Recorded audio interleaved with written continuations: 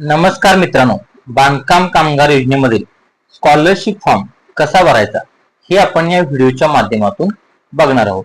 तरी सर्वात प्रथम तुम्हाला बांधकाम कामगार कल्याण या अधिकृत वेबसाईट वरती यायचं आहे। वेबसाईटची लिंक डिस्क्रिप्शन बॉक्स मध्ये दिलेली आहे। वेबसाईट वरती आल्यानंतर तुम्हाला खूप साऱ्या सर्व्हिसेस दिसतील। त्या सर्व्हिसेस मधील तुम्हाला construction worker apply online for claim या बटनावरती क्लिक करायचं आहे। क्लेम बटनावरती क्लिक केल्यानंतर तुमच्या समोर नेक्स्ट पेज ओपन होईल। नेक्स्ट पेज वरती तुम्हाला आल्यानंतर सिलेक्ट ऍक्शन असा एक ऑप्शन दिसेल। त्या ऑप्शन मध्ये तुम्हाला न्यू क्लेम असं सिलेक्ट करायचं आहे। त्यानंतर रजिस्ट्रेशन नंबर म्हणजे तुमचा नोंदणी क्रमांक तुम्हाला इथं द्यायचा आहे। नोंदणी क्रमांक एंटर केल्यानंतर तुम्हाला प्रोसीड टू फॉर्म या बटनावरती क्लिक करायचं आहे। त्यानंतर तुमच्या समोर नेक्स्ट पेज ओपन होईल। ह्या पेज वरती तुमच्या रजिस्टर्ड मोबाईल नंबर वरती 6 अंकी ओटीपी येईल। तो ओटीपी तुम्हाला इथं एंटर करायचा आहे। ओटीपी एंटर केल्यावर तुम्हाला व्हॅलिड ओटीपी या बटनावरती क्लिक करायचं आहे। नेक्स्ट पेज वरती आल्यानंतर बांधकाम कामगाराची वैयक्तिक माहिती तुम्हाला इथं दिसेल। नेक्स्ट सिलेक्ट सेंटर म्हणजे तुम्हाला केंद्र निवड करायची आहे। तुमच्या नजीकच्या तालुका सुविधा केंद्राची इथं तुम्हाला सिलेक्ट करायचं आहे। त्यानंतर सिलेक्ट स्कीम कॅटेगरी या कॅटेगरीमध्ये तुम्ही ज्या योजनेसाठी अर्ज करणार आहात ते तुम्हाला इथं सिलेक्ट करायचं आहे।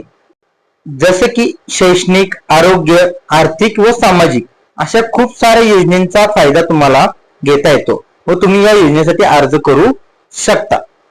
आपण शैक्षणिक स्कॉलरशिप फॉर्म भरणार आहोत। त्यासाठी तुम्हाला शैक्षणिक कल्याण योजना असे सिलेक्ट करायचं आहे। नेक्स्ट सिलेक्ट स्कीम यामध्ये तुम्ही कोणत्या स्कॉलरशिपसाठी अर्ज करणार आहात ते तुम्हाला इथं सिलेक्ट करायचं आहे। जसं की तुमचं पाल्य कोणते शिक्षण घेत आहे त्यानुसार तुम्हाला इथं तुमचा ऑप्शन सिलेक्ट करायचं आहे।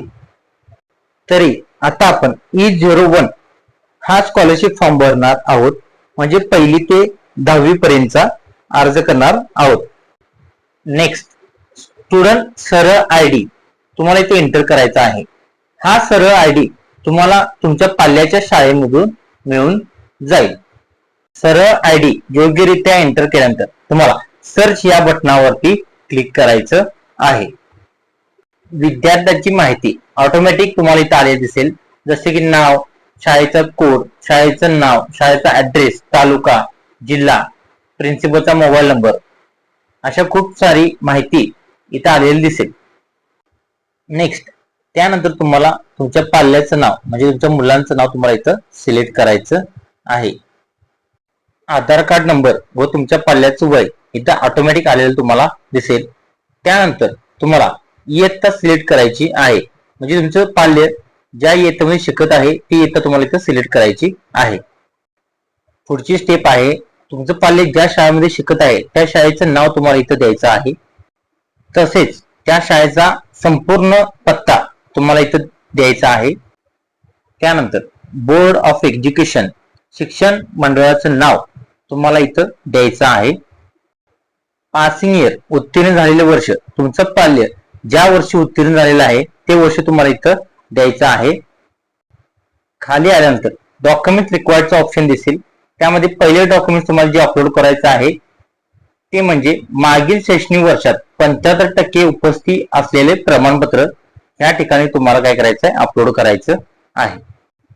त्यानंतर दुसरं डॉक्युमेंट आहे चालू शैक्षणिक वर्षाचे बोनाफाईड प्रमाणपत्र, ह्या ठिकाणी तुम्हाला अपलोड करायचं आहे। त्यानंतर पुढचं डॉक्युमेंट्स आहे पाल्याचं आधार कार्ड, तुमच्या पाल्याचं ओरिजिनल आधार कार्ड इथं तुम्हाला अपलोड करायचं आहे।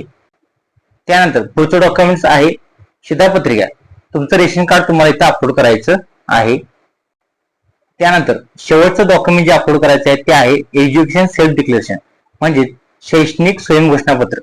हे स्वयंघोषणापत्र तुम्हाला खाली नोट मध्ये दिलेलं आहे। कामगार कल्याणच्या अधिकृत वेबसाईट वरती गेल्यानंतर शैक्षणिक विभागातून शैक्षणिक स्वयंघोषणापत्र डाउनलोड करायचं आहे। आवश्यक ते तपशील भरायचा आहे व पूर्ण भरलेला फॉर्म या ठिकाणी अपलोड करायचा आहे. नेक्स्ट स्टेप आहे डॉक्युमेंट व्हेरीफाईड. या ठिकाणी तुम्हाला काय करायचं आहे, टिक करायचं आहे. टिक केल्यानंतर यस या बटनावरती क्लिक करायचं आहे. पुढची स्टेप आहे कामगार सुविधा केंद्राला भेट देण्याची तारीख इथे सिलेक्ट करायची आहे. पुढची स्टेप आहे आय ऍग्री. या ठिकाणी तुम्हाला टिक करायचं आहे. त्यानंतर फॉर्म सबमिट करण्यासाठी तुम्हाला सबमिट बटन दिसत आहे. या सबमिट बटनावरती काय करायचं आहे, क्लिक करायचं आहे. सबमिट बटनावरती क्लिक केल्यानंतर तुम्हाला थोडा वेळ थांबायचा आहे. त्यानंतर तुमचा अर्ज सबमिट झालेले मेसेज तुमच्या समोर दिसेल. क्लेम ऍप्लिकेशन सेव्ड असं तुमच्या समोर दिसेल. अपॉइंटमेंटची प्रिंट करण्यासाठी प्रिंट अपॉइंटमेंट लेटर या बटनावरती क्लिक करायचं आहे. तुमच्या समोर तुमच्या अपॉइंटमेंटची प्रिंट दिसेल. ही प्रिंट तुम्हाला डाउनलोड करून घ्यायची आहे. डाउनलोड केलेली अपॉइंटमेंटची प्रिंट व अपलोड केलेले ओरिजिनल डॉक्युमेंट्स तुम्हाला घेऊन कामगार सुविधा केंद्राला भेट द्यायची आहे. त्या ठिकाणी तुमच्या डॉक्युमेंटचे व्हेरिफिकेशन केले जाईल व तुमचा फॉर्म सक्सेसफुली कंप्लीट केला जाईल. अशाच नवनवीन माहितीसाठी चॅनेलला सबस्क्राईब करायला विसरू नका. धन्यवाद.